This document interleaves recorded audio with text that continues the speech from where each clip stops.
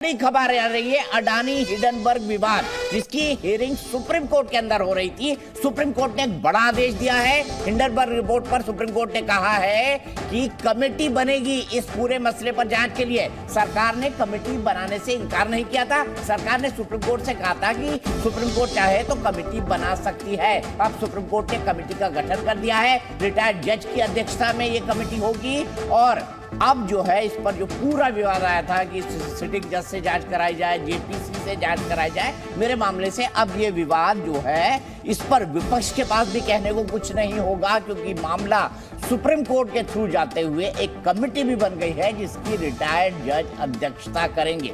नाम कौन कौन से होंगे कमेटी में, इसका इंतजार करना होगा। मेरे ख्याल से नाम पहले ही दिन में क्लियर नहीं हो जाएंगे, थोड़ा सा वक्त लगेगा, लेकिन ये तय हो चुका है रिटायर्ड जज इस कमेटी की अध्यक्षता करेंगे।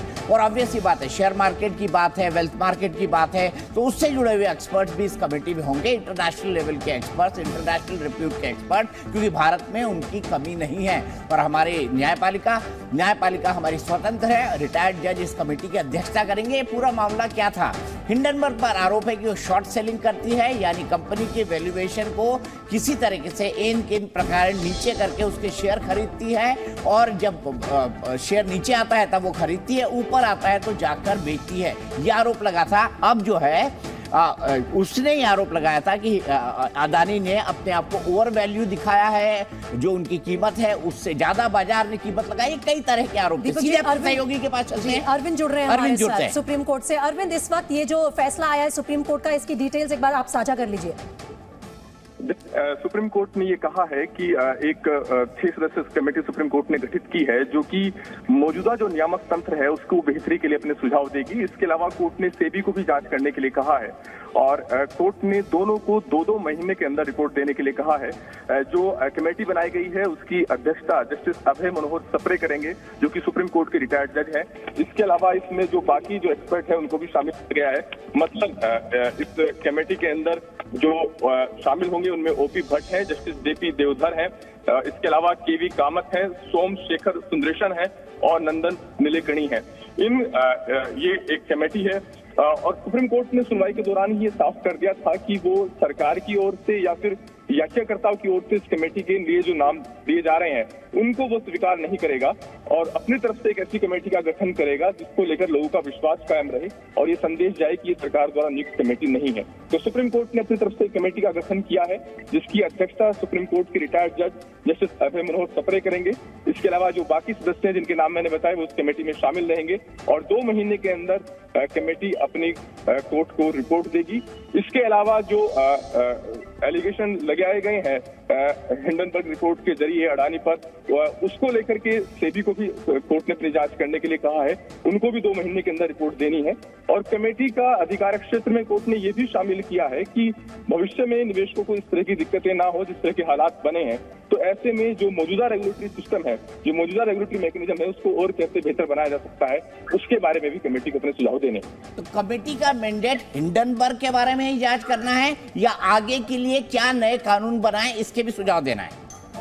बिल्कुल, आगे के लिए भी कमेटी को अपने सुझाव देने हैं। कमेटी को बताना है कि आखिर, क्योंकि सुप्रीम कोर्ट ने साफ कर दिया था कि सुनवाई के दौरान भी कि हम ये चाहते हैं कि जिस तरह के हालात बने हैं वैसे हालात आगे पैदा ना हो, और जिस तरह से निवेशकों को लाखों करोड़ों का नुकसान हुआ है वैसा नुकसान उन्हें आगे ना झेलना पड़े। तो कोर्ट ने इस बात को महसूस किया था कि मौजूदा जो नियामक तंत्र है, हालांकि कोर्ट ने सेबी और आरबीआई इनके काम पर सवाल नहीं खड़े किए थे, लेकिन कोर्ट ने कहा था कि हमें ऐसा लगता है कि जो मौजूदा नियामक तंत्र है, जो रेगुलेटरी मैकेनिज्म है, और ज्यादा मजबूत करने की जरूरत है। तो इसको और कैसे बेहतर किया जा सकता है, कैसे शेयर बाजार के कामकाज में बेहतरी लाई जा सकती है, उसके बारे में भी कमेटी अपने सुझाव देगी। ठीक है, तो 2 महीने की डेडलाइन है पीछे, 2 महीने में, ताकि 2024 में अडानी मुद्दा न बने। तो ये देखिए सुप्रीम कोर्ट का जो फैसला आया है उसके बाद 2 महीने बाद जो है काफी तरह से कमेटी की जांच के बाद चीजें साफ हो जाएंगी। जी, इसी मुद्दे को लेकर मैं अरविंद से भी इनपुट चाह रही थी कि 2 महीने की जो टाइमलाइन सेट की है, क्या ये टाइमलाइन की कोई डिमांड रखी गई थी किसी पक्ष की तरफ से अरविंद, या फिर कोर्ट ने सोच समझकर ये फैसला लिया है कि लंबा जो है कमेटी का काम ड्रैग ना हो, इसीलिए टाइमलाइन बाउंड इसे किया जाएगा? देखिए, ऐसी कोई टाइमलाइन की डिमांड याचिकाकर्ताओं की तरफ से नहीं रखी गई थी, और कोर्ट ने खुद अपनी तरफ से समय सीमा निर्धारित की है। हालांकि जो याचिकाएं दायर की गई थी उसमें अलग अलग मांग की गई थी। मसलन एक याचिका जो एमएल शर्मा की तरफ से दायर की गई थी उसमें हिंडनबर्ग रिपोर्ट की क्रेडिबिलिटी पर सवाल उठाए गए थे। कहा गया था कि इस मामले में एक आर्टिफिशियल तरीके से गिरावट लाई गई अडानी के शेयर में और खुद शॉर्ट सेलिंग के जरिए हिंडनबर्ग ने अपना अच्छा खासा मुनाफा कमाया।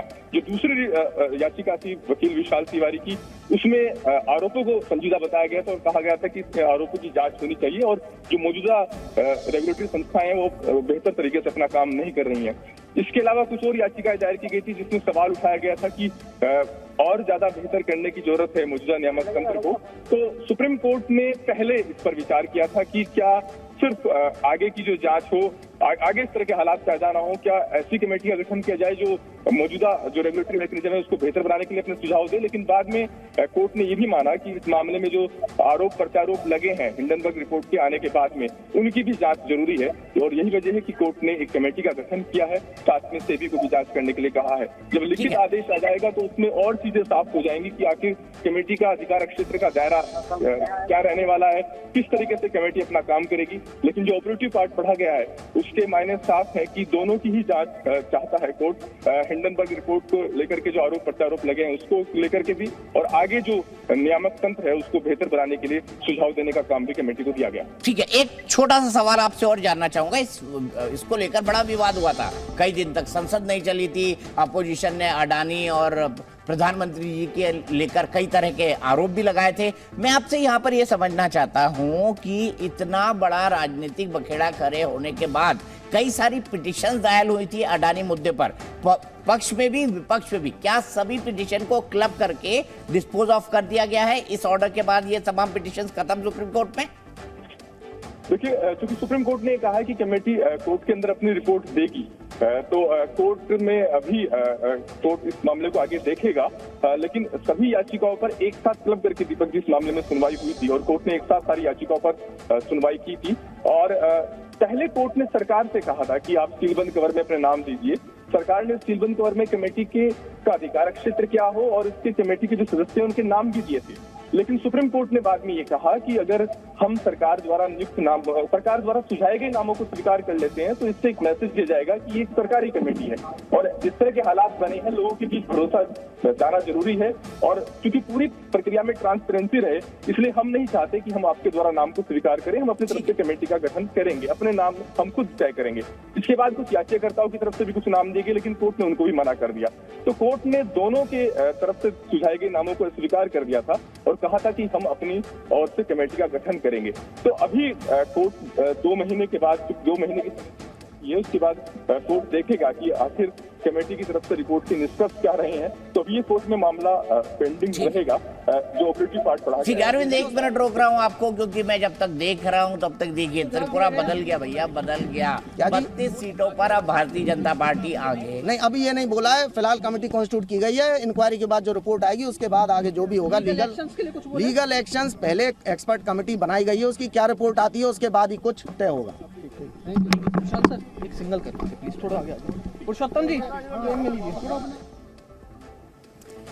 तो लॉयर्स के भी रिएक्शंस इस वक्त आने लग गए हैं, लेकिन बड़ा फैसला ये हिंडनबर्ग मामले पर सुप्रीम कोर्ट ने जो कमेटी का गठन किया है उसकी डिटेल्स आप इस वक्त अपनी स्क्रीन पर पढ़ रहे हैं।